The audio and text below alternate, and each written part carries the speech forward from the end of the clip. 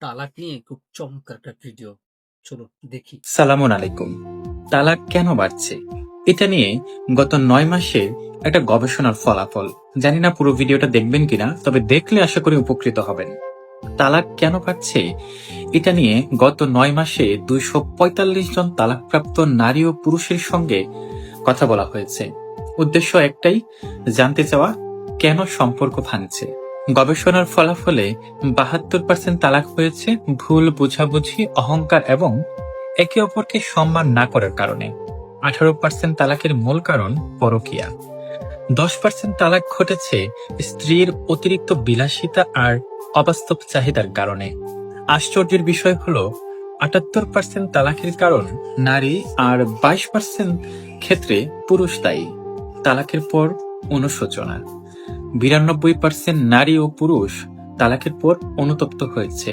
তাদের মুখে একটাই কথা, সিদ্ধান্তটা ভুল ছিল, যদি আরেকটু ধৈর্য ধরতাম।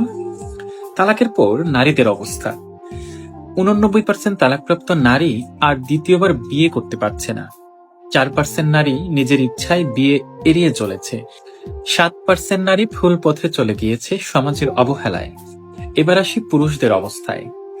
৮৫% পুরুষ দ্বিতীয়বার বিয়ে করে সংসার করছে। ১৩% পুরুষ বিয়ে নিয়ে অনাগ্রহী। ২% পুরুষ পথভ্রষ্ট জীবনে জড়িয়ে পড়েছে। আরো বিস্ময়ের বিষয় কি জানেন? ৬৭% পুরুষ কুমারী মেয়েকে বিয়ে করেছে, অথচ নারীরা কুমার পুরুষ পেয়েছে মাত্র ০.১%। দ্বিতীয় বিয়ের পর বাস্তবতা। ১২% নারী দ্বিতীয় বিয়েতে তালাকপ্রাপ্ত হয়েছে। ৮৯% নারী দ্বিতীয় সংসারে অসুখী। অন্যদিকে মাত্র ২% পুরুষ দ্বিতীয়বার তালাক দিয়েছে এবং মাত্র ৩% পুরুষ দ্বিতীয় সংসারে অসুখী।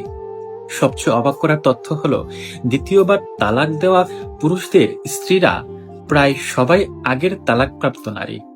কিন্তু যারা বিধবা নারীকে বিয়ে করেছে তাদের ৯৩% পুরুষই সুখী সংসার করছে।